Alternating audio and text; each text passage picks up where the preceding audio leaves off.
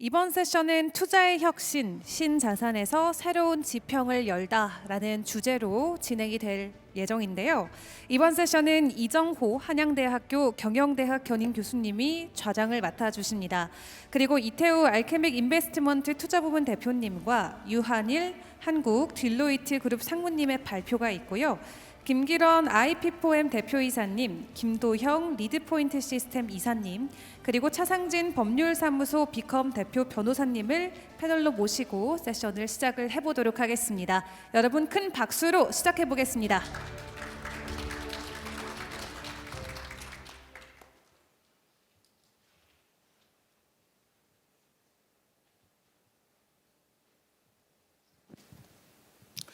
여러분 안녕하십니까? 이번 세션에 사회를 맡게 된 한양대학교 경영대학의 겸임교수로 있는 이정호입니다. 저 개인적으로는 이번 포럼에 참가하게 돼서 굉장히 영광이고 이번 좋은 기회에 불러주셔서 감사합니다. 지금 이 시간 정도쯤 되면은 가실 분들은 다 가시고 진짜 관심 있으시고 영향력 있으신 분들만 남아서 좋은 세션이 될 것 같습니다. 우선 전체적인 진행에 대해서 간략하게 좀 말씀을 드리겠습니다. 저희가 발표자가 두 분이 계십니다. 우리 이태우 알케믹 투자 부분 대표가 계시고 그리고 유한일 딜로이트 상무님이 계신데 두 분이 전체로 15분씩 해서 30분 동안 발표를 하실 텐데 대개의 경우는 두 분 끝나고 난 다음에 바로 이제 패널 디스커션을 하고 마지막에 플로어에 질문을 하는데 그렇게 되면은 앞에서 발표했던 내용들을 다 기억을 잘 못하고 중요한 부분을 놓치기 때문에 이번에는 한 분이 먼저 발표를 하고 나면은 그 다음 분이 하기 전에 플로어에서 한 두 분 정도 먼저 발표하신 내용에 대해서 궁금하신 점이 있으면은 손을 들고 말씀해 주시면 바로 좀 발표하신 분이 플로어에 대해서 대답을 하고 그 다음 분이 또 발표를 하시는 걸로 하겠습니다. 그 다음에 패널 세션을 하고 또 따로 패널 세션이 끝나면은 전체 내용에 대해서 우리 플로어에서 자유롭게 질문을 하실 수 있는 시간을 갖도록 하겠습니다. 우선 먼저 알케믹 투자 부분 대표로 계신 이태우 대표님을 모시고 발표를 들어보도록 하겠습니다. 이태우 대표님. 네.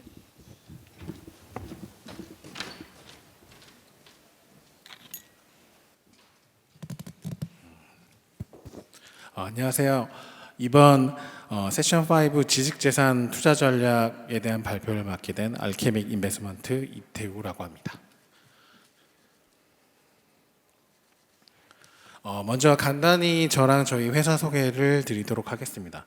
저는 알케믹 인베스트먼트라는 벤처 캐피탈을 지난 3월 창립하였고 투자 부문 대표이자 CIO를 맡고 있습니다.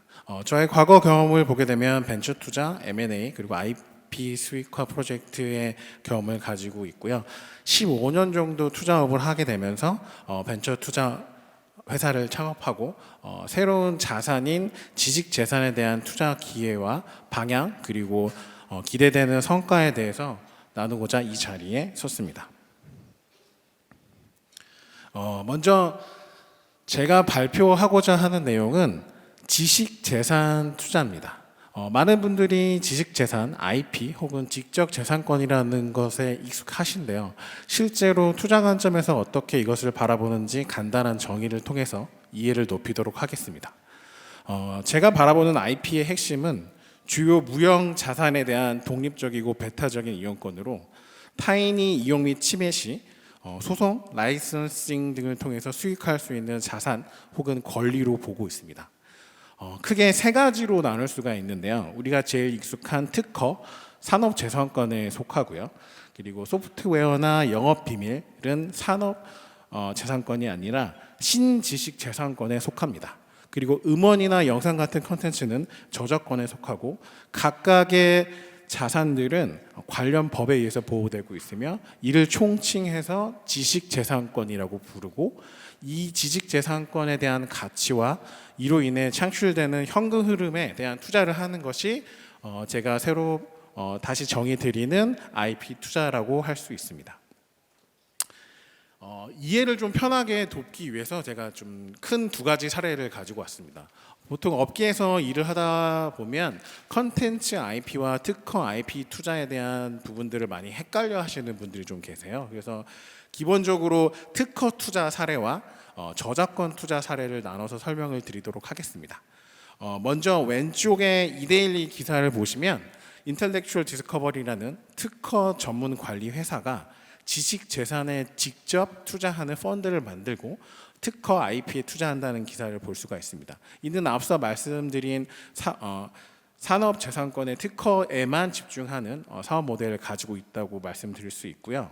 오른쪽에 보시면 프랙시스 캐피탈의 비욘드 뮤직 인수 사례를 예를 들어서 설명드리도록 하겠습니다. 비욘드 뮤직은 국내에서 음원 IP를 제일 많이 가지고 있는 음원 전문 관리 회사이고 음원 투자 혹은 임원 인수를 제일 많이 하는 회사고요. 프랙시스 캐피탈은 중견 P입니다. 프랙시스 캐피탈은 2021년도부터 순차적으로 비욘드 뮤직에 총액 4천억 원을 투자를 했고요. 21년에 1천억, 22년에 인수금융 리파이낸싱을 통한 추가 1천억, 그리고 최근 2천억의 유상증자를 마치면서 총 4천억의 투자를 했습니다. 비욘드 뮤직은 이렇게 조달된 돈을 가지고 우수한 음원 IP들을 사서 규모의 경제를 만들고 이 저작권으로부터 나오는 현금 흐름을 가지고 사업 모델을 만들어 나가고 있는 회사입니다. 즉 왼쪽에 있는 인터렉추얼 디스커버리 같은 경우에는 특허 자체에 투자를 하는 회사이고 비욘드 뮤직 같은 경우에는 음원 수익 그리고 현금 흐름에 투자하는 회사라고 볼 수 있습니다. 이 둘의 차이를 좀 더 정리해서 말씀드려 보도록 하겠습니다. 각각의 특징이 다르기 때문에 투자하고자 하는 특성과 설계되고 기대되는 수익들도 다르게 비춰집니다.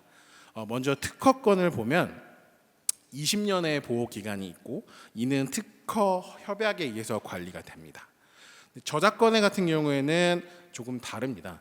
여기 보시면 70년이라는 기간이 있는데요. 원칙적으로 저작권자의 사후 70년을 보장을 하고 영상 같은 저작물 같은 경우에는 출시된 지 70년을 기준으로 하기도 합니다.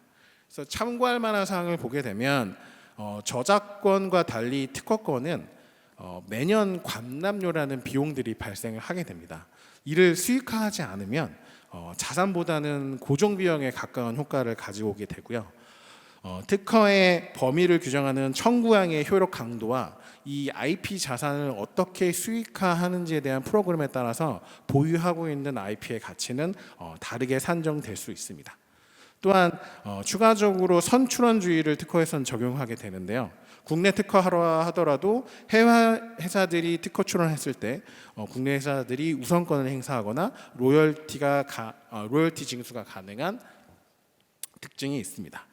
반면 저작권의 같은 경우에는 긴 저작권 기간, 즉 현금을 가지고 수익화하는 모델들을 많이 볼 수 있고요. 아티스트 음원 그리고 연예기획사 그리고 컨텐츠 기획사들의 제일 중요한 핵심적인 사업 모델로 이해하시면 됩니다. 저작권 같은 경우에는 매년 납부해야 되는 관람료가 없고 대신 등록비, 이전비 등만 발생해서 안정적인 현금 흐름을 만들어야 되는 자산으로서의 가치, 역할을 충분히 수행하고 있다고 보입니다. 이 두 개의 다른 형태의 IP 투자를 말씀드렸는데요. 본 세션에서 집중하고자 하는 부분은 처음 말씀드리는 특허권에 대한 얘기들을 좀 집중적으로 다뤄보려고 합니다. 전 세계적으로 많은 국가들과 기업들이 특허 개발에 많은 돈, R&D 비용을 집행하였고 실제 기업들이 보유한 IP의 가치는 계속 증가하고 있는 게 현실이고요. 왼쪽에 S&P 500 편입 종목의 자산가치 추이라는 표를 보면 1975년 이후 무형자산의 가치가 40년 전 대비 약 175배로 늘어났고 현 시점의 기업들의 유형자산 가치 기준으로 5배 이상의 가치를 갖고 있어요. 이 얘기는 기업 가치를 100으로 놨을 때 무형자산의 비중이 80%가 넘는 시대가 왔고 이 중요성은 앞으로도 계속될 거라고 보고 있습니다. 그리고 오른쪽 차트를 보시면 국가별로 어떠한 국가들이 특허를 많이 출원했는지를 나타내주는 22년도 자료인데요. 각 국가별로 천명하고 있는 기술 경쟁력을 확보하기 위해서 특허 경쟁이 매우 치열한 상황입니다. 미국, 중국, 일본, 한국 그리고 이제 독일을 중심으로 한 유럽 지역에서 특허가 제일 많이 출원되고 있고 이 5개의 지역을 IP5라고 칭합니다. 한국은 이 IP5 중에서 4위의 지위를 가지고 있는 굉장히 훌륭한 역량을 가지고 있는 특허 강국으로 볼 수 있습니다. IP 투자 트렌드를 한번 볼 텐데요. 해외에서는 굉장히 다양한 SI성 투자와 FI 투자가 이루어지고 있습니다. 다만 아쉬운 점은 한국은 특허 강국이라는 타이틀에도 불구하고 수익화 시장, 거래 시장이 생각보다 활발하지 않다는 게 저의 판단입니다. 예를 들면 글로벌 AI 지수 상위 10개국 국가를 분석한 자료를 봤을 때 한국은 62개 국가 중에서 6위에 위치하고 있습니다. 굉장히 높은 수이고 이 수치를 평가하는 데 있어서의 중요한 항목 중에 하나인 특허에 있어서 한국의 특허는 최고 등급의 평가를 받았습니다. 다만 직접적인 수익화에 연관되어 있지 않지만 투자 부분에 있어서는 굉장히 낮은 점수를 받았고 한국이 세계 4위의 특허 민국이라는 표현들을 쓰고 있지만 실제로 IP 무역 수지는 적자를 매년 갖고 있습니다. 이 얘기는 결국 IP로 벌어들이는 돈보다 IP로 나가는 돈이 더 많다는 얘기이고 여기서 우리가 좀 고민해야 될 부분이 한국의 IP 시장에 굉장히 많은 출원들이 이루어지고 있지만 이거를 자산으로서 인정하고 가치 있는 자산화 제도와 대규모 자본이 유입될 수 있도록 하는 제도적 그리고 장치적 부분들을 많이 놓치고 있지 않나라는 시사점을 좀 찾아볼 수 있습니다. 오른쪽의 사례는 수익화 관점은 아니고 전략적으로 어떻게 기업들이 IP 자산을 활용하고 있는지가 간단한 예고요. 21년에 퀄컴에서 ARM이라는 반도체 설계 회사의 자회사를 1조 8천억에 인수합니다. 하지만 2022년 ARM사는 누비아라는 이 자회사의 계약에 허점이 있어서 퀄컴에 다시 소송을 하게 됩니다. 문제가 있다. 니들은 우리의 특허를 쓰면 안 된다. 하지만 1조 8천억 원이라는 돈을 지불하고 이 회사를 인수한 퀄컴 입장에서는 굉장히 당혹스러울 수밖에 없었는데요.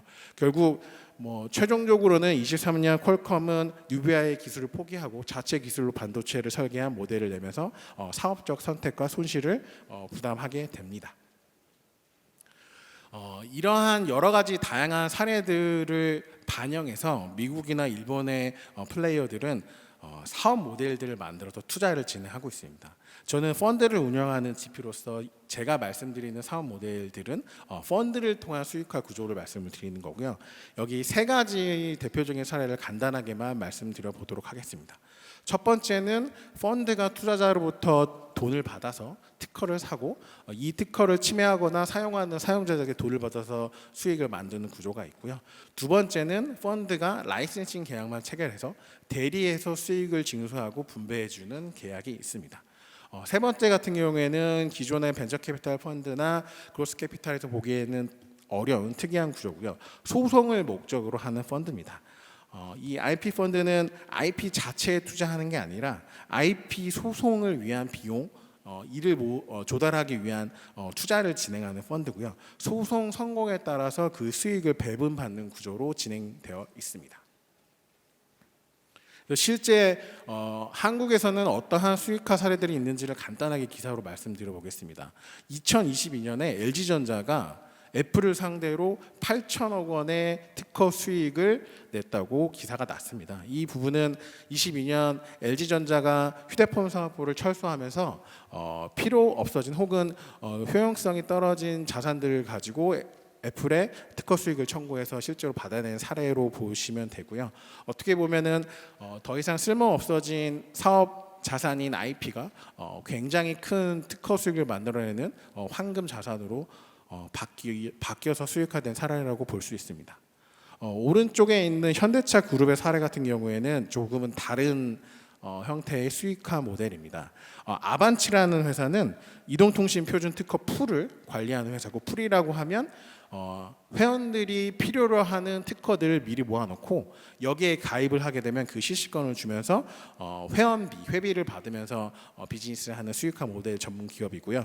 현대자동차그룹은 사업의 규모가 점점 확대됨에 따라 특허 소송 혹은 특허에 대한 리스크가 커진다는 것을 인지하셨고 여기에 따라서 아반치라는 특허 관리 풀 가입을 통해서 이 리스크를 해지하는 전략적 선택을 하시게 됐습니다. 이 전략적 선택의 수혜자는 결국은 아반치라고 저는 판단하고 있고요. LG는 직접 수익화 모델을 가지고 있고 현대는 또 다른 형태의 수익화 모델에 프로그램 참여자로서 들어간 사례로 말씀드릴 수 있습니다. 그래서 한국의 IP 시장을 좀 크게 네 가지 축으로 말씀을 드려볼게요. 그래서 크게 민간 특허 전문 법인, 그리고 방금 말씀드린 대기업, 그리고 특허 개정 펀드, 그리고 정부 주도의 정책적 의지 표명으로 볼 수 있을 것 같습니다. 2010년도에는 인텔렉츄얼 디스커버리랑 아이디어 허브가 직접적으로 IP를 매입해서 수익하는 일들을 시작해서 지금까지 이어오고 있고요. 대기업 특허 수익 성과는 앞서 말씀드린 바와 같이 LG, 삼성, 현대 많은 기업들이 집중해서 다루고 있습니다. 그리고 모태펀드 같은 경우에는 펀드 개정도 늘어나고 규모도 늘어나고 다양한 형태로 지원을 하고 있고요. 정부 정책도 역시 특허 수익화, 특허 활성화에 굉장히 호의적입니다. 한덕수 국무총리님께서 2027년까지 IP 금융 규모를 27조 원으로 올리겠다라는 목표를 설정하고 천명을 하셨고요.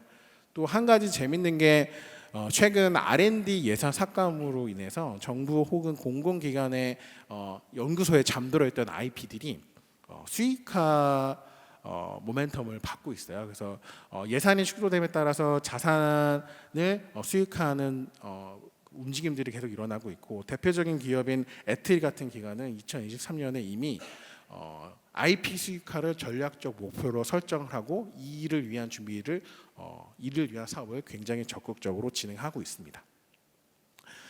이런 내용들을 봤을 때 우리가 보는 IP 투자는 굉장히 가능성이 있고 좋은 기회라고 봅니다. 하지만 한국에서 놓치고 있는, 이 시장에서 놓치고 있는 부분이 뭔가라고 봤을 때 제일 중요한 거는 IP 투자에 있어서 좋은 IP를 확보하는 게 첫 번째고요.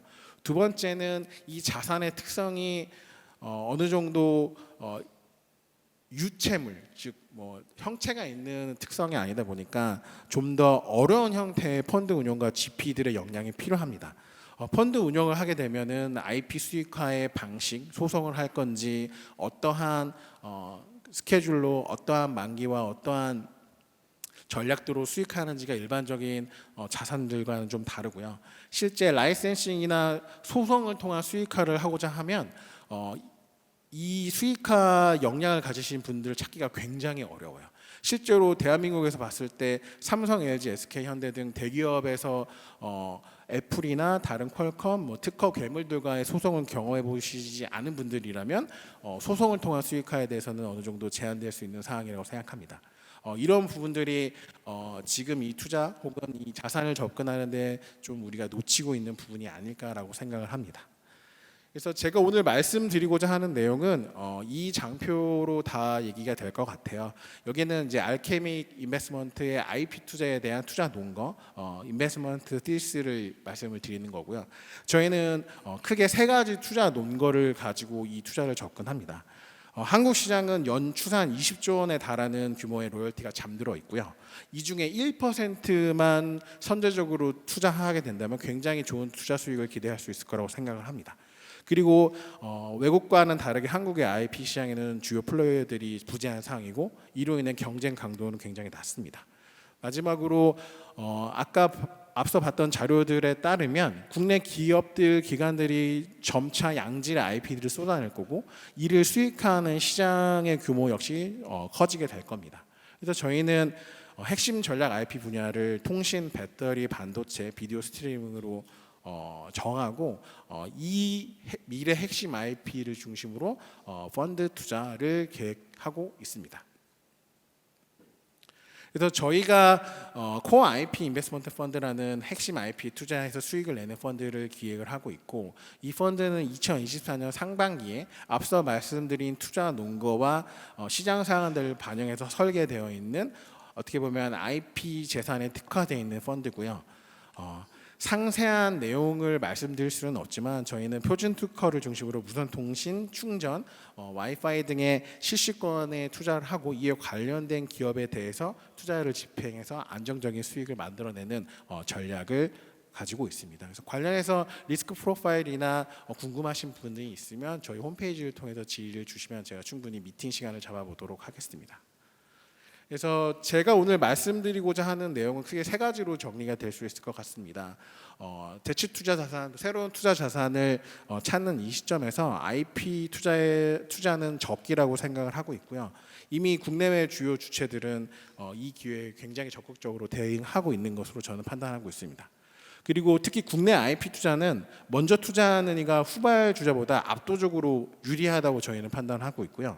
빠른 진입을 하고 앞서 말씀드린 시장의 상위 IP를 담을 수 있는 규모 있는 펀드가 굉장히 중요합니다.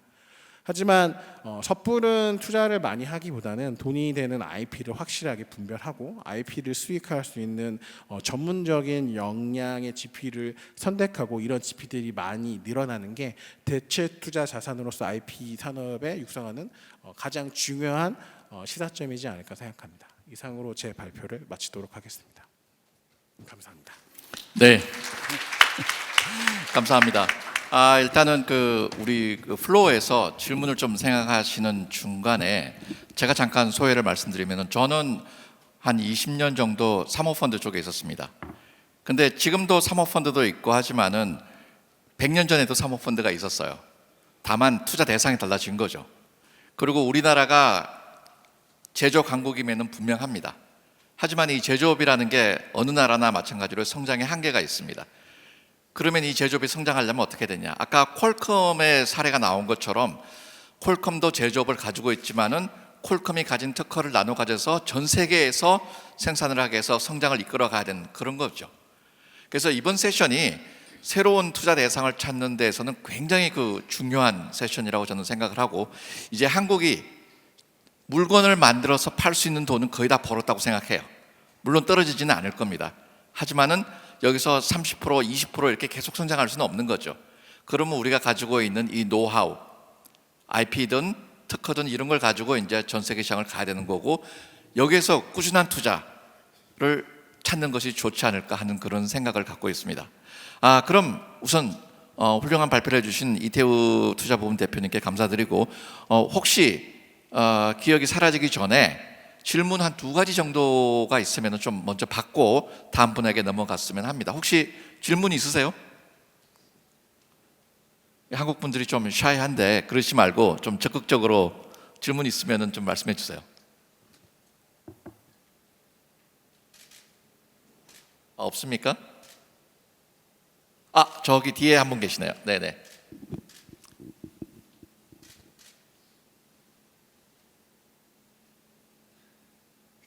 자, 마이크를 지금 가지고 가고 있습니다.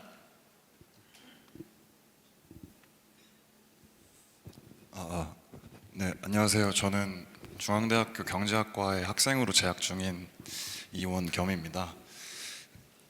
방금 발표해 주신 분께 질문 드리고 싶은 게 있어서 이렇게 마이크 잡게 되었습니다. 대한민국 특허 시스템 특성상 아무래도 소송 방식의 수익화 방법이 제한되어서 IP 수익화 전략이 제한적으로 나타날 수 있을 것 같은데, 이러한 문제 때문에 시장에서 IP 수익화 부분이 좀 부진한 게 아닌가, 그래서 해소될 수 있는 방안은 법적인 문제가 해결돼야지 조금 다각화되지 않을까라는 의문이 있는데, 좀 어떻게 생각하시는지 궁금해서 여쭤보겠습니다.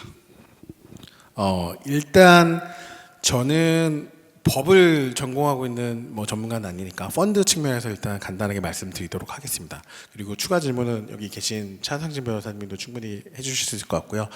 펀드 측면에서 특허 소송은 굉장히 중요한 수익화 전략입니다. 그래서 어떻게 보면은 제일 큰 모멘텀 그리고 베네핏을 가지고 있는 전략이고, 제 발표 자료에서 간단하게 말씀드렸지만 이 특허 소송을 승소 혹은 화해로 이끌어낸 경험을 가진 GP를 구하는 게 진짜 어려워요.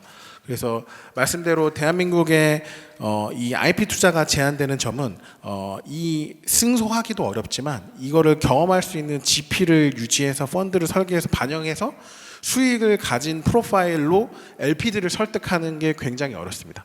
왜냐하면 소송이라는 단어는 LP 투자자분들 입장에서는 어떻게 보면은 멀리하고 싶은 영역일 수도 있어요.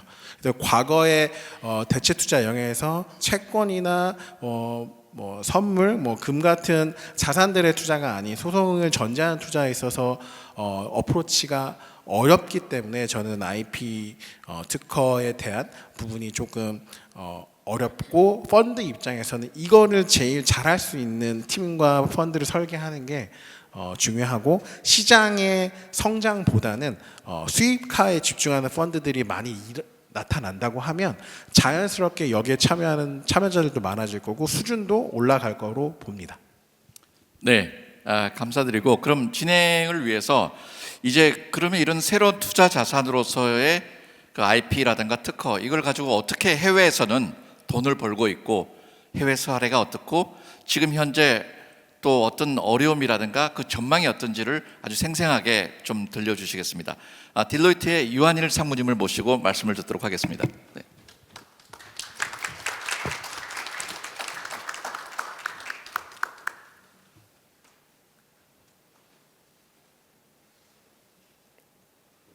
네, 안녕하십니까. 딜로이트에서 IP 어드바이저리 서비스를 제공하고 있는 지식재산팀을 맡고 있는 유한일 상무입니다.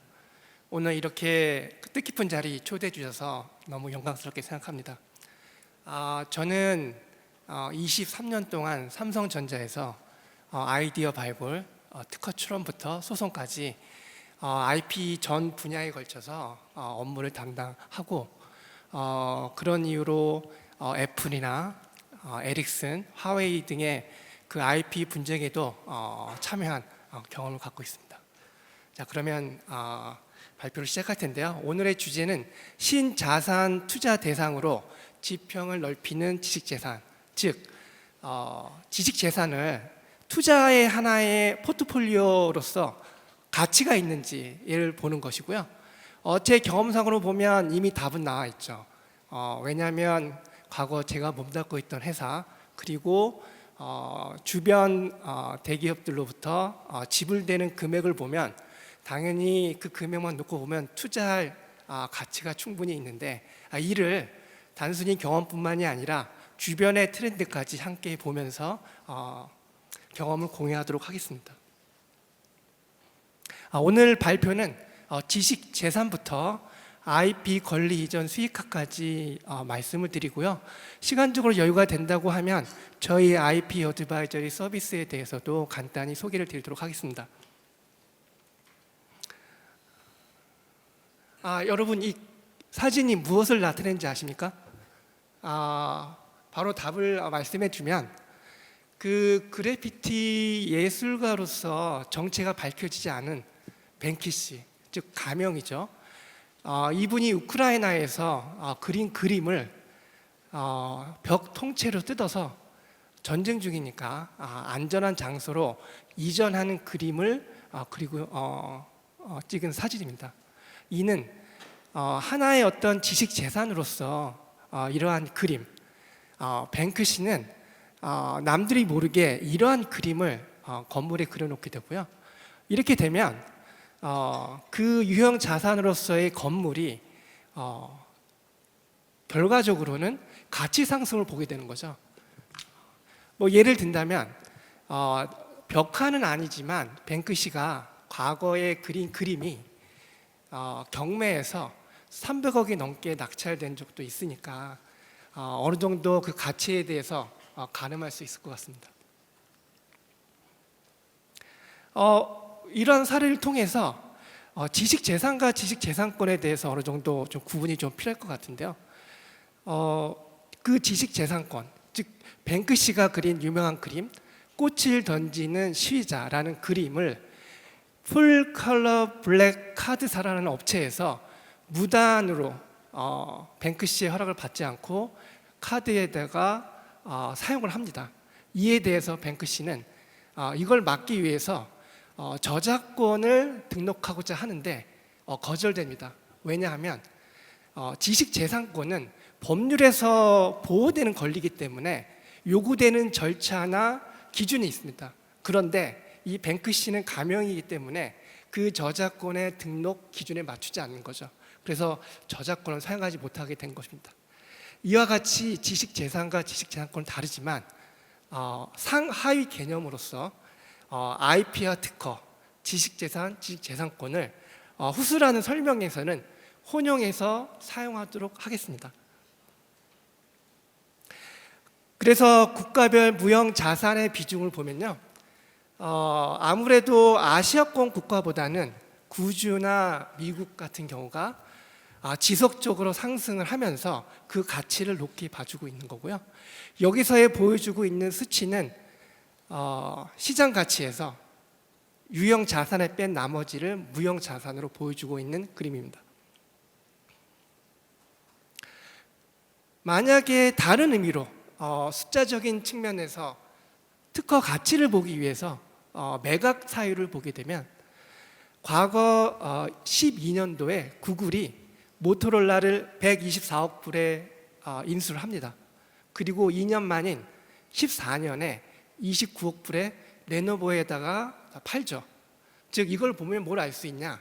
구글이 모토로라를 인수한 원래의 취지는 특허권의 인수였던 겁니다.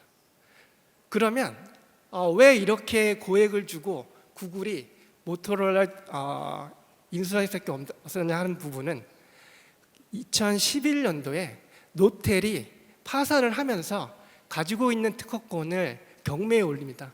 그래서 원래는 구글과 노텔이 9억 불에 특허를 파는 걸로 얘기가 되었다가 이에 반대하는 애플 MS의 컨소시엄이 45억 불을 제시함으로 인해서 이와 같은 구글의 시도를 저지하죠. 그러한 사유로 나비 효과처럼 구글이 모토로라를 124억 불에 사게 되는 그러한 것을 보기 부식게 되고, 이런 걸 통하면 무엇을 알 수 있냐? 특허는 시장 가치이고 시장이 변함에 따라서 가치는 변할 수 있다. 이런 점을 볼 수 있을 것 같습니다. 그러면 이러한 이해를 바탕으로 다음에 볼 거는, 그러면 아무래도 한국은 한국의 특수성상 IP의 가치가 아무래도 잘 드러나지 않는데, 그렇다면 이것이 글로벌 지식재산 투자의 트렌드를 보면 혹시 우리가 우문한 개구리처럼 이러한 진정한 가치를 모르고 있거나 해외의 이러한 추세를 모르고 있는 것이 아닌가라고 하는 부분을 한번 확인해 보고요. 그리고 이를 통해서 우리가 알 수 있는 시사점이 무엇이 있는지 이를 한번 확인해 보도록 하겠습니다. 보통은 기술은 R&D를 거쳐가지고 그 연구 결과물을 자산화하는 과정을 거치고요.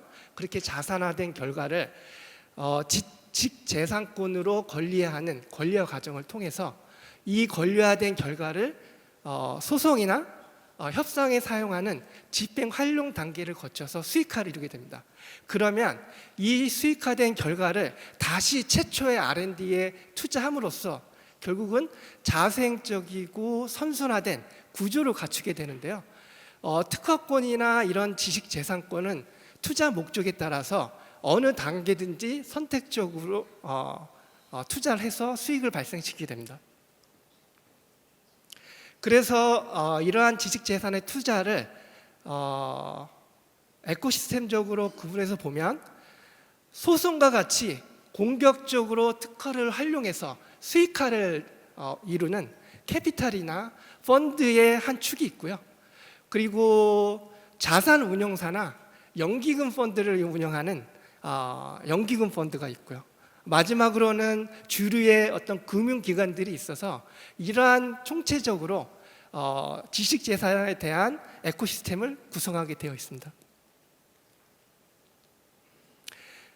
이 중에서 주류로서 소송을 통해서 수익을 발생시키는 펀드라든지 캐피탈이라든지 이런 사례의 어떤 하나의 사례를 보면 마그네타 캐피탈과 지식재산 관리 업체인 애틀랜틱 IP의 사례를 볼 수 있을 것 같습니다. 이 IP 매입 투자를 하는 이 첫 번째 사례 같은 경우에는 애틀랜틱 IP의 자회사들을 활용하게 되는데요. 이 자회사들은 기술이나 제품별로 전문화된 특화된 그러한 분야를 갖고 있고요. 그래서 무선 충전 같은 경우에는 스크라모지 테크놀로지가 담당하고 있고, OLED 같은 거는 솔라스, 그리고 터치 스크린은 네오드론을 통해서 특화 확보를 하고 소송에 적용함으로써 수익화를 거두는 그러한 구조를 갖고 있습니다. 이 중에 아무래도 재미있는 부분은 스크라모지가 될 텐데요. 이 IP 전문 업체 같은 경우에는 50억을 들여서 LG로부터 무선 충전 특허를 구입한 후에 이를 활용하는 케이스였습니다. 이뿐만이 아니라 이러한 마그네타 캐피탈 같은 경우에는 HP라든지 미쓰비시, 마이크로칩과 같은 데서 특허를 구입해가지고요.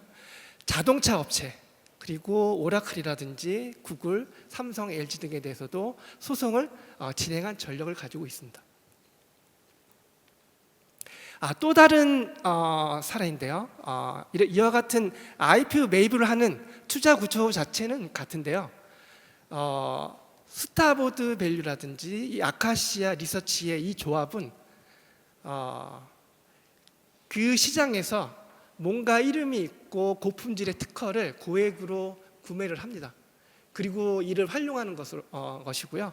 이에 대한 사례를 보게 되면 2,200만 불의 수익을 올린 그 노키아를 외에도요. 최근에는 와이파이 표준에서 표준화 순위로는 6위, 특허적으로는 5위를 그 포지션을 갖고 있는 뉴라텍이라고 하는 데를 투자를 합니다.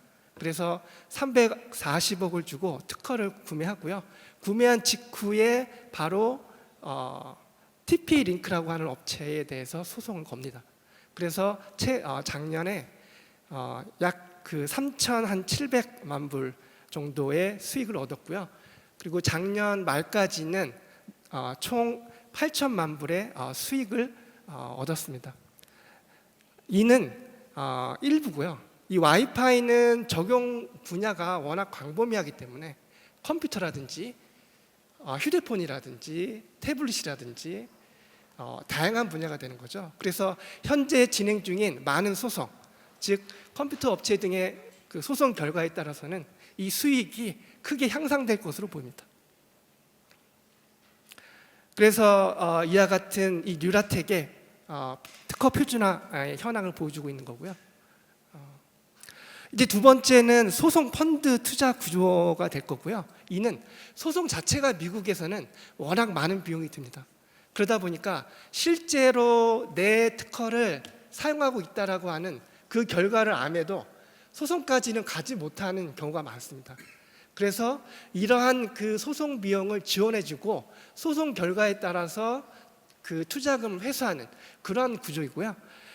최근에 삼성전자로부터 1억 5천만 달러를 받은 나노코라고 하는 업체가 있고요. 이 업체 같은 경우에는 그 GLS로부터 투자 캐피털로부터 이 투자금을 받습니다.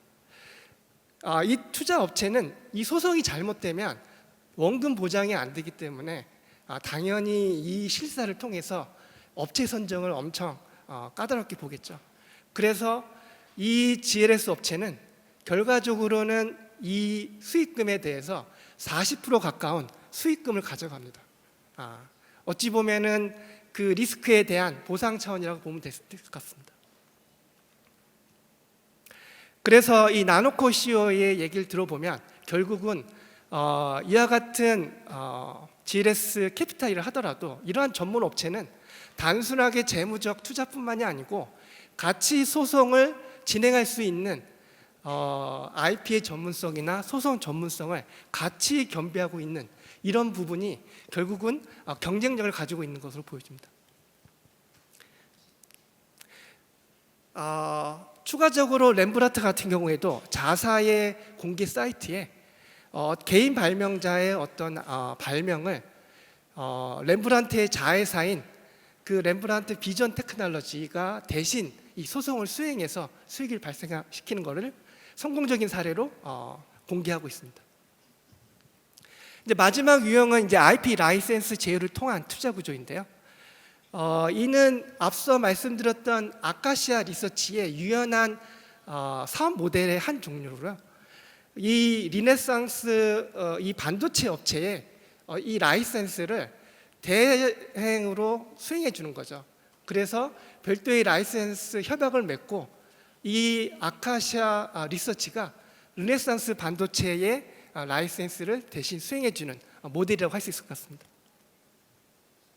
이러한 업체 그리고 이 외에도 예를 들면 인텔렉추얼 벤처스라든지 그 밖에 다른 업체들을 보면 다음과 같은 시사점을 좀 알 수 있었는데요.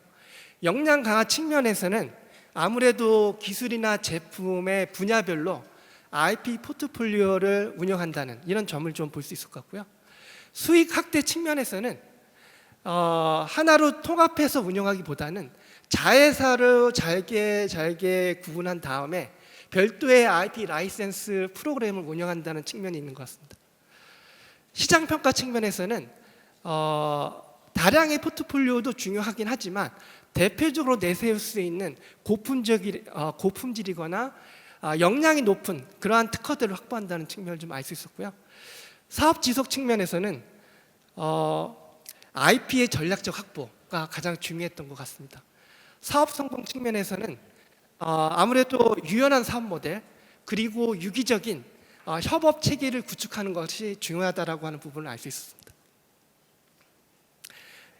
세 번째로는 고객 유인 강화 방안인데요. 이 중에서 몇 가지가 있지만 선별해서 좀 말씀드리도록 하겠습니다.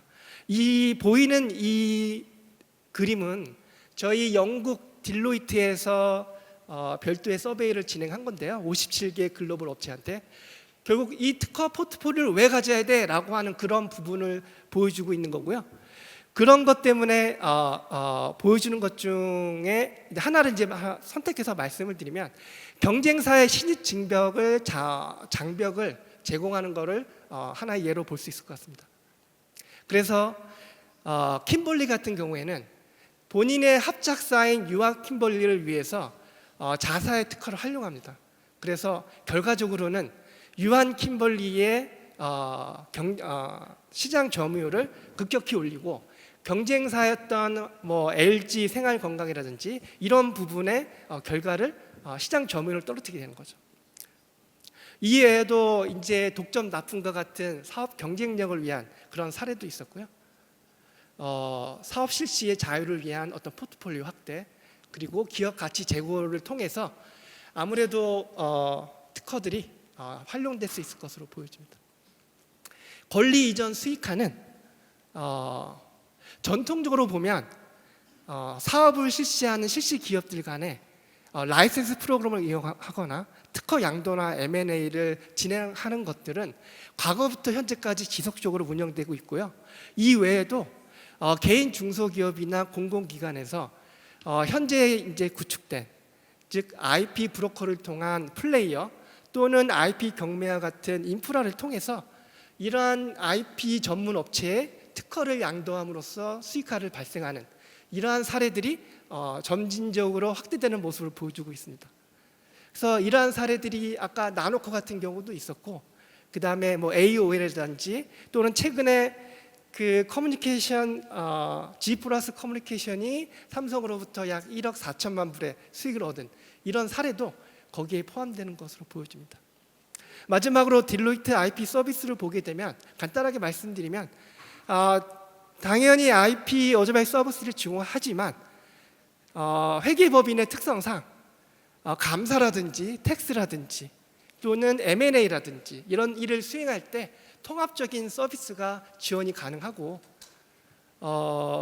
이런 IP 서비스 자체도 글로벌하게 IP 법인을 통해서 협업이 이루어진다는 점 이런 걸 통해서 그 소송에서의 중요한 절차인 디스커버리에 대해서도 다수의 어떤 경험을 가지고 있습니다. 그래서 IP 자체적으로의 어떤 전문적인 서비스 포함 IP 외에도 다양한 텍스라든지 이런 통합적인 서비스가 가능하다 이렇게 말씀드릴 수 있을 것 같습니다. 예, 이상 마치겠습니다. 네, 감사합니다.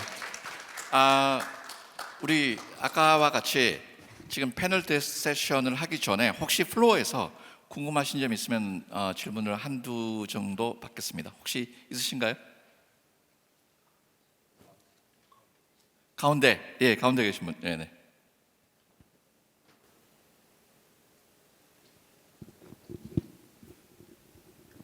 네, 안녕하세요. 저는 SBVA에서 펀드 기획과 펀드레이징 그리고 구주매각 업무를 하고 있는 이주연 이사라고 하고요. 사실 저는 그 전에는 앵커 출자 기관에서 IP 펀드랑 기술금융 펀드를 운영한 경험이 사실 있습니다. 그래서 오늘 사실 이 자리가 되게 저한테는 되게 와닿는 자리였고, 그래서 더 약간 실질적인 질문을 좀 드릴 수 있을 것 같은데요.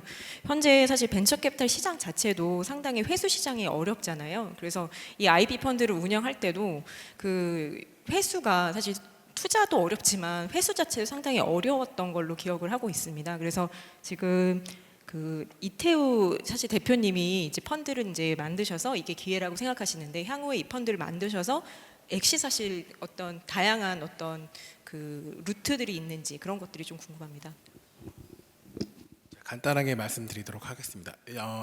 아까 중간에 질문 주셨던 거랑 비슷한데 일단은 비난하는 건 아니지만 과거에 IP 투자에 있어서 우선순위는 특허의 우수성이라기보다는 정책적인 성격이 좀 일부 좀 들어갔지 않았나라고 생각을 하고 있습니다. 그래서 저희가 바라보는 특허 수익화의 본질은 좋은 특허를 비싸게 파는 곳에 던지는 거고, 비싸게 파는 곳은 결국은 미국에서의 소송을 진행할 수 있느냐 없느냐로 기결이 될 것 같습니다. 결국 미국에서의 특허 소송을 충분히 고려할 수 있는 자산을 선별하고, 실제로 소송이 이루어지는 게 제가 소송하러 가겠습니다라고 해서 소송이 이루어지진 않고, 현재 있는 라이센싱 팀이나 여러 IP 현지 법무부인과의 전략을 세우는 것이 굉장히 중요합니다. 그래서 일반적인 형태의 벤처 캐피탈이 이 모든 영역을 다 커버하기에는 굉장히 어렵고요. 다만 저희 같은 경우에는 이 특허 수익화의 전문으로 10년 이상 하신 분이 저희 팀에 오셔서 이 일을 진행하실 거고, 이러한 부분들이 어떻게 보면 차별적인 수익화 전략일 거고, 정확히 어느 법원에 어떠한 형태의 특허를 클레임을 하고 1차, 2차의 스케줄까지 반영된 펀드를 설계를 해서 그 비용도 충분히 감내할 수 있는 방식들이 결국은 말씀 주신 수익화에 대한 차별화 전략이지 않을까 생각을 하고 있습니다. 오케이. 네, 오랫동안 기다리셨습니다. 지금까지 이제 이 새로운 투자 목적지로서의 우리가 IP 어떻게 이제 펀드로서 또 실제로 이제 그 소송을 통해서 하는 케이스를 봤는데, 오늘 이 두 가지 분야를 다 커버하실 수 있는 훌륭한 패널 분들을 모셨습니다. 우선 그 세 분을 모셨는데 시간이 좀 제약적이라 우리 패널 분들께서 이 두 발표자 분들에 대해서 한 가지씩 질문을 하고 끝나는 걸로 하겠습니다. 우선 순서대로 할 텐데 발표하시기 전에 간단하게 자기 소개를 하시고 각각의 패널 분들에 대해서 질문을 한 가지씩만 좀 해주셨으면 감사하겠습니다. 네. 네, 안녕하세요. 저는 주식회사 IP4M의 대표를 맡고 있는 김길원입니다. 제가 하고 있는 일은 지금 그 IP를 통해서, 특허를 통해서 어떻게 투자를 하고 또 매입하고 또 라이센싱해서 수익을 내는 그런 일들인데, 애트리에서 첫 직장을 하고 이제 계속 지금까지도 이제 특허만을 가지고 수익을 내는 그런 업무를 하고 있어요. 그래서 저희 회사 멤버들도 이제 변호사, 변리사로서 또 애트리에서 삼성에서 그런 경험을 했던 사람으로 저희가 지금 갖춰져 있고요. 지금 제가 하는 일이 오늘 이 세션, 마지막 세션의 주제와 맞아서 이렇게 초청을 받은 것 같습니다.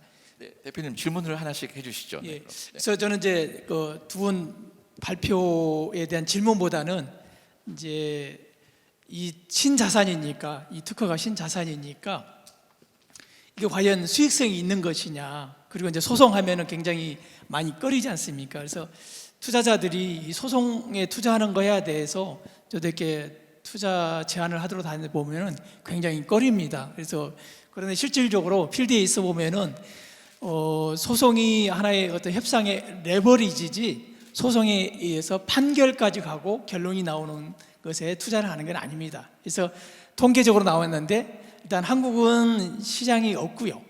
시장이 너무 작고요. 그래서 이제 미국에서 이 수익을 내야 되는데 미국은 실질적으로 소송해서 판결까지 가는 비율이 2% 내지 3%밖에 안 돼요. 그래서 일단은 투자 관점에서 이 소송이 있는 이런 투자 자산에 대해서 투자할 수 있느냐라기보다 고민하기보다는 실질적으로 소송은 상대방의 협상할 때 하나의 카드다.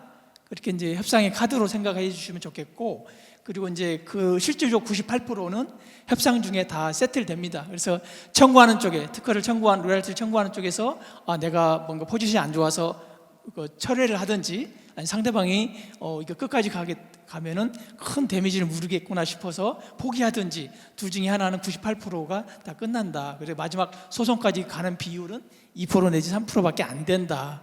그런 점을 제가 강조하고 싶고요. 그래서 이제 투자하시는 이제 알케믹 입장에서도 이런 부분을 고려하고 계시고 그래서 이것을 IP의 어떤 투자 자산으로 생각하고 계시는 것 같은데 혹시 이제 특허를 자산을 고를 때 이런 소송 가능한 특허만 생각하시는 건지 아니면 소송 가능하지 않는 특허는 아예 고려하지 않으신지. 제가 간단하게 말씀드리자면 소송 가능하지 않은 특허도 포트폴리오상 저희는 투자를 고려하고 있고요. 물론 소송 가능하지 않는다는 얘기는 로열티를 많이 받는 이미 시장의 특허고 그 특허는 좀 비쌉니다. 비싸면 결국 수익률이 떨어지니까 적정한 포트폴리오 전략을 통해서 분배하는 게 필요하다고 생각됩니다. 네, 대단히 감사합니다. 그럼 다음으로 리드포인트 시스템의 김도형 대표님을 모시고 질문을 받도록 하겠습니다. 이 김도형 대표님에 대한 간략한 소개를 본인이 좀 하시고 두 분께 질문을 하나씩 좀 부탁드리겠습니다. 네.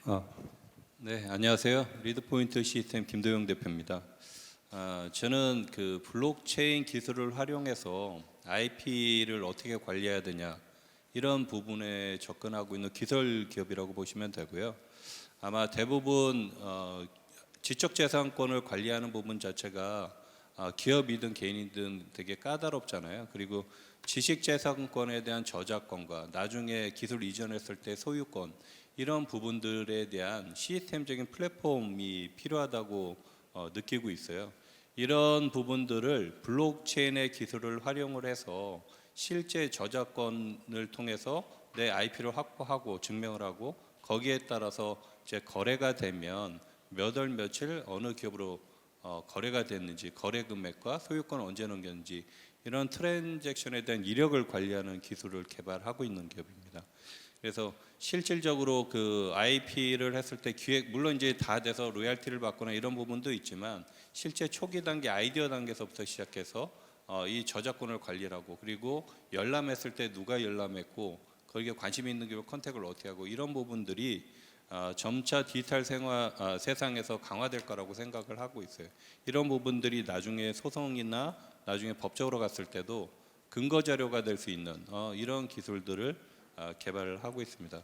오늘 저도 IP에 대한 지식이 이렇게 많지 않았는데 이번에 생사를 보면서 많은 부분을 배우게 됐고요.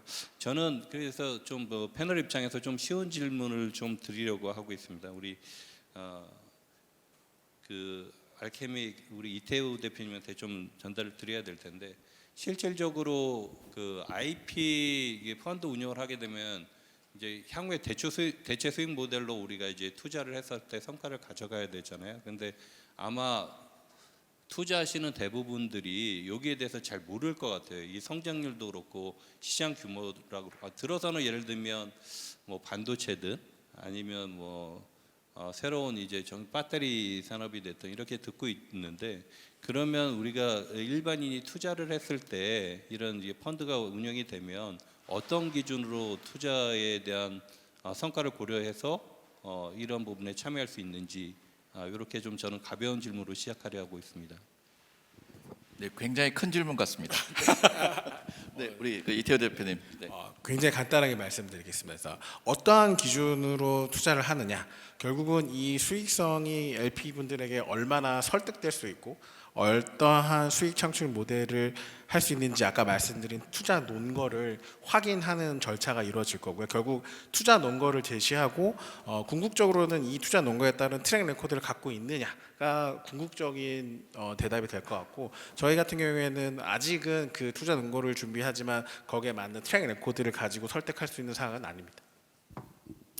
네, 감사합니다. 지금까지 말한 부분 중에 가장 그 중요한 부분이 아무래도 그 법률적인 부분 이런 게 아닐까 싶습니다. 아무래도 이게 IP라는 게 지적 재산권이고 이거를 상품화해서 돈을 벌어야 되고 펀드를 만들고, 그러면 이게 우리나라도 있고 다른 나라도 있고 여러 관계가 많습니다. 이 부분에 대해서 가장 그 전문가가 아닌가 싶습니다. 우리 그 차상진 비컴 법무법인 대표 변호사님을 모시고 질문을 받도록 하겠습니다. 네, 안녕하세요. 네, 법률사무소 비컴 차상진 변호사입니다. 아마 제가 오늘 이 자리에 오게 된 거는 이제 아무래도 대한변호사협회 특허변호사회 회장이라서 이렇게 오게 됐는데, 이제 아마도 이제 저를 위해서 이제 상호를 더 좀 강조를 해주신 것 같아서 좀 개인적으로는 대단히 좀 감사하고, 저는 원래는 이제 한국예탁결제원에서 이제 전자증권이라든지 뭐 이런 제도 기획 업무를 좀 하다가 국세청에서 좀 일을 하다 보니, 그리고 나서 이제 변호사로서 일을 하게 됐습니다. 근데 이제 그러다 보니 이제 점점 이제 당시에 이제 핀테크가 강화되고 하다 보니 이제 IP까지, IP 파이낸스 뭐 이런 걸 하면서 결국 특허 변호사회 회장까지 이렇게 흘러서 들어오게 됐는데요. 우선 저는 뭐 투자에 대해서는 다들 많이 말씀하셨으니까 뭐 제도나 소송에 대해서 조금 말씀드리고 질문드리는 게 좋을 것 같아요. 근데 먼저는 이제 우리나라 IP나 뭐 특허, 특히 이제 가장 대표적인 특허 같은 경우에는 약간 이제 고유의 리스크가, 우리나라 이제 그 산업통상자원위원회에서 보면 그 46.9%가 특허 무효 심판을 하면 무효로 확인이 된 경우가 있습니다. 그런 게 있고, 또 다른 거는 내가 이 사람이 권리권자인 줄 알고 취득을 했는데 나중에 알고 보니 이제 절차에 어떠한 문제가 있어서 이 사람이 실제로는 권리권자가 아닌 경우들도 많아요. 그리고 우리가 특허가 세계 4위로 많다고는 하지만 이제 그동안 이제 어떻게든 특허를 많이 출원하고 등록을 하고 뭐 이런 것들에 좀 신경을 썼고, 이제 오늘 이 세션이 되게 의미가 있는 게, 이 세션은 이제 그것을 어떻게 사업화하고 투자자는 어떻게 투자해서 수익화할 것이냐, 뭐 이런 세션이라서 조금 의미가 되게 큰 것 같아요. 근데 이제 우선 저는 그런 부분에 대해서 조금 질문을 드리고 싶기는 해요. 그 전에 먼저 이제 아까 이제 플로어에서 질문이 나온 것 중에 하나가 있는데, 그거였죠. 그 대한민국 특허 시스템상 뭐 소송은 좀 제한적인 뭐 그런 게 있는데 뭐 여기에 대해서 뭐 어떻게 생각하냐라고 해서 뭐 이태우 대표님께 여쭤보기도 했는데, 저는 뭐 요거는 개인적으로는 좀 그런 게 있는 것 같아요. 그 우리나라 같은 경우에는 소송이나 뭐 화해나 뭐 이런 것들을 직접 해보신 분들이 좀 많이 적기도 하고, 또 다른 건 아무래도 투자 비클이 제한되다 보니까 그 IP 투자에 적합한 투자 비클이 한정적입니다. 외국에 비해서 뭐 벤처 펀드라든지 이런 것들도 IP를 직접 투자를 하기에는 조금 어려운 부분이, 제한적인 부분이 있고, 그래서 이런 부분은 좀 제도 개선이 좀 필요해 보입니다. 네, 그리고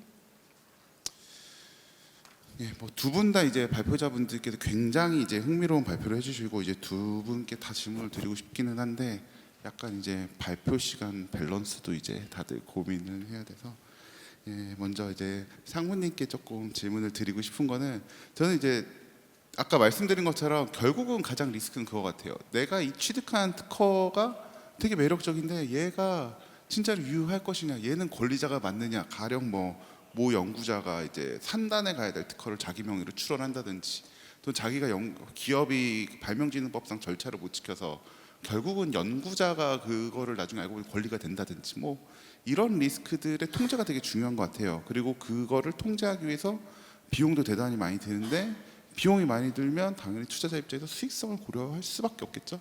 그래서 이 부분은 이제 실무를 직접 하고 계시고 또 워낙 글로벌하게 하고 계시니까 어떻게 해결하고 계신지, 뭐 100%는 아니더라도 이제 노하우를 조금만 이렇게 오픈을 좀 해주실 수 있으면 감사하겠습니다. 네, 질문 감사드립니다.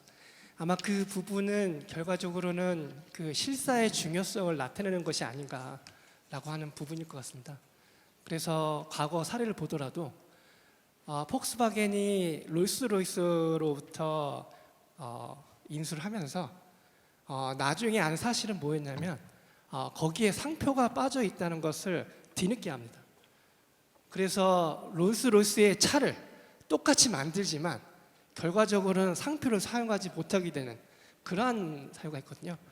이와 같이 실사는 실제로 법률적으로 이러한 권리를 가져갈 수 있는지 플러스, 그리고 만약에 투자의 개념으로 만약에 어떤 IP를 샀다 그러면 실제로 그 IP가 정당한 권리자인지 무효의 가능성이 있지는 않은지, 그리고 실제로 활용 가능한지, 이런 부분에까지 전반적으로 걸쳐서 분석을 하게 되는 거죠. 그러한 분석의 바탕 위에서 결과적으로는 원금 보장이 안 되는 투자가 이루어지게 되고, 그러한 투자를 통해서 높은 수익률을 얻게 되는 것으로 보여집니다. 그래서 저희가 이제 업무를 진행할 때는 절박하게 한다라고 하는 게 노하우일 것 같습니다. 결과적으로는 이 돈을 투자해서 나중에 문제가 발생하게 되면 우리의 고객 또는 우리 회사에 피해를 끼치게 되니까 하나부터 열까지 실제로 그 특허와 관련된 것 플러스 그 상위 조직까지 다 확인을 하게 되는 거죠. 만약에 그게 대학 거라고 하면 실제로 계약과 이 교수와의 계약적인 관계, 소유 관계가 어떻게 되고 있는지, 이런 부분까지도 다 검증을 통해서 확인이 된 다음에 실제 결정을 하는 것이 노하우일 것 같습니다. 혹시 추가 질문 네, 하십시오. 다름이 아니라 저도 이제 변호사로서 일을 하다 보면 뭐 아까 플로우에서도 좀 관심이 있으실 것 같아요. 근데 이제 변호사와 고객이 함께 소송을 하지 않습니까? 근데 저는 개인적으로는 뭐 변호사지만, 그리고 이런 얘기하면 동료 변호사들한테 어떤 비난을 받을지 모르나 승소에는 저는 고객이 더 중요한 것 같아요. 그러니까 개인적으로는 가장 유능한 변호사는 고객의 참모가 되는 변호사예요. 그리고 그 다음이 고객이 지휘관이 되는 변호사고, 이제 최악이 하수위 변호사가 고객 대신 나가서 싸우는 변호사인 것 같아요. 그래서 고객이 참모가 돼서 당신 이런 포지션을 취해야 되고, 당신은 이거를 무기로 사용할 수 있으며 어떤 지형이 어떻게 진을 치고 상대와 싸워 나가야 하는지에 대해서 조언을 주고, 고객이 자신의 그 자원을 효율적으로 싸우는데 이용할 수 있도록 도와주는 그런 변호사라고 생각을 합니다. 그래서 결국에는 다시 GP로 돌아오게 됩니다. 이게 GP가 또는 뭐 옆에서 어드바이저를 해주는 어드바이저도 마찬가지죠. 근데 이들이 이제 어떻게 보면 어떻게 그 소송을 준비를 하는 것이 제일 중요할 것인가. 왜냐하면 저는 이제 변호사로서 고객한테 이러이러한 것들을 요청은 뭐 드려봤죠. 하지만 또 옆에서 어드바이저를 직접 해보셨고, 그리고 거기에 대해서 또 자기 고객을 위해서 또 지휘를 하고 조언을 많이 주신 경험이 있으실 것 같아요. 그러한 노하우에 대해서 조금 또 들어보고 싶기는 한데, 혹시나 상무님께 한 번 더 질문을 드려도 괜찮을지. 예. 죄송합니다. 예. 그럼 김기론 대표님께서 또 좋은 경험이 있으시다고 하시니 답변을 부탁드리겠습니다. 사실은 중간에 잠깐 딴 생각을 해가지고 일단은 생각난 것부터 플로에서 나온 질문 두 가지에 대해서 답변 좀 첨언하도록 하겠습니다. 사실은 이제 첫 번째 질문하신 분 같은 경우는 한국의 사법제도상 개선할 점이 없는지, 우리나라는 전통적으로 미풍양속을 중요하게 생각해서 그런 건지 특허 침해에 대해서 남의 기술을 사용하는 거에 대해서 굉장히 너그럽습니다. 앞으로도 쉽게 바뀌지 않을 것 같고요. 그래서 통계적으로 나와 있는데 한국보다 미국의 특허 시장이 700배가 큽니다. 그래서 투자 자산으로 본다 그러면은, IP를 투자 자산으로 본다 그러면 한국에서는 투자하면 안 되죠. 분명히 미국으로 가야 되고요, 글로벌로 가야 되는 게 맞습니다. 그래서 한국에는 아까 이태우 대표님 말씀하신 것 같이 IP5입니다. 그러니까는 G7처럼 특허의 G7이에요. G5. 굉장히 특허를 많이 생산하는데 그 생산된 IP를 어떻게 수익화하는지 수익 모델도 부족하고 수익화하는 역량도 안 되고 시장 섹터도 작습니다. 근데 이 생산된 IP를 가지고 글로벌로 나간다 그러면 수익화를 충분히 거둬낼 수 있다고 생각을 하는 게 제가 업계에 25년 있으면서 일관되게 주장하는 사항이거든요. 그래서 이 IP를 가지고 한국에서 뭘 하겠다, 그거는 저는 말리고 싶고요. 이 좋은 IP를 찾아서 미국 가서 돈 벌어야 되는 거죠. 그래서 로얄티를 가져와야 되는 거죠. 그래서 기술 무역 수지 적자를 해소해야 되는 거죠. 그게 제가 주장하는 바고요. 한국의 사법 시스템은 안 바뀔 거예요. 두 번째, 이제 펀드를 만드신 분이 말씀하신 대로 이것을 어떻게 회수할 것이냐. 투자를 했는데 회수가 기간 내에 안 되면 정말 그 다음에 이제 다음 투자가 안 되는 거고, 또 투자 입장에서 손실이 클 수밖에 없는데, 미국의 사례를 보면은 소송 펀드에 투자하는 사람, 투자 펀드들이 대부분 넌 리콜스예요. 넌 리콜스라는 것은 투자 회수가 안 됐을 때 손실을 입는다는 거예요. 굉장히 하이 리스크고 하이 리턴입니다. 그만큼 리스크가 크기 때문에 리턴도 큰데, 그럼 그 리스크 있는 것을 왜 투자하냐? 투자하기 전에 굉장히 듀 딜리전스를 잘합니다. 그래서 굉장히 특허가 무효인지, 이게 소송 가능한 건지, 이게 정말 소송했을 때 데미지가 얼마나 나올 것인지, 그것을 굉장히 변호사 집단들이 철저하게 분석을 해갖고 사전 스크린을 해요. 그 스크린을 통과해야지만 그 다음 단계로 갑니다. 두 번째로는 그 통과한 다음에 이제 관리를 하고 그 다음에 리턴을 회수할 텐데, 소송이 실질적으로 아까 말씀드렸다시피 2%밖에 판결을 안 기기 때문에 중간에 다 세트를 하기 때문에 그 리스크를 크게 보지는 않습니다. 그리고 먼저 펄스 리쿠이 있어가지고 원금 정도는 계속 다 해소하는 것 같아요. 그래서 버퍼드 같은 데는 지금 한 4조로 움직이는데 이미 상장도 되어 있는 소송 전문 펀드인데 상장까지도 되어 있어요. 그래서 한국은 뭐 투자 회수기가 생기고 정부 관 차원에서 그것을 아이디어 관리하고 이제 뭐 운영하고 있는데, 그런 것을 고려하기보다는 좀 공격적이고 하이 리스크 하이 리턴을 생각하고 투자할 때 앞에 듀 딜리전스 단계를 굉장히 철저하게 해야 된다. 회수를 생각하지 말고 앞에 투자할 만한 상품인지를 먼저 하는 스크린하는 게 더 중요하다라고 말씀을 드릴 수 있을 것 같습니다. 네, 감사합니다. 이제 세션이 거의 다 끝나가는데 제가 시간이 조금 남아 있어서 투자자로서 하나의 지금까지 회사 소송이라든가 IP 펀드 굉장히 좋은데, 또 일부 분들께서는 가슴에 와닿지 않은 경우가 있으실 것 같아서 간략하게 미국의 IP 케이스를 하나 설명을 드리겠습니다. 미국에 A라는 회사가 있는데, 이 회사는 전 세계 노래라든가 영화 같은 거를 자기네들 플랫폼에 올려놓고 증빙을 하는 NFT를 붙여서 전 세계 방송국에서 다운 받을 때마다 거기에 대한 IP 수수료를 바로 그 다음 주에 받습니다. 블록체인 베이스이기 때문에. 근데 이 회사가 지금 생긴 지 2년 됐는데 이 회사의 시장 가치가 벌써 1 빌리언입니다.